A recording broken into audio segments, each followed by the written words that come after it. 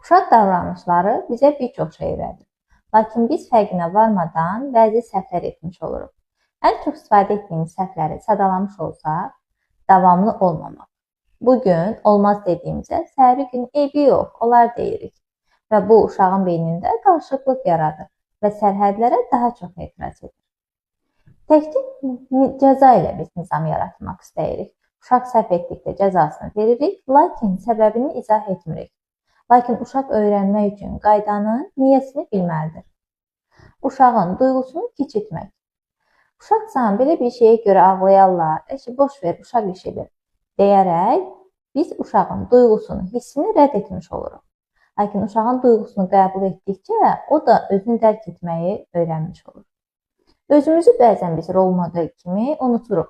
Biz əsəbləşdiyimiz zaman qışqırırıq və uşaq da eyni davranışı təkrarlamış olur. Həddindən artıq gözlənti. Biz uşaqdan heç bir davranış pozuntusunu gözləmək istəmirik. Mükəmməl bir uşaq istəyirik, nümunəvi bir uşaq istəyirik. Lakin unutmayın ki, uşaqlıq səhv etmək, dəcəllik etmək, öyrənmək dövrüdür.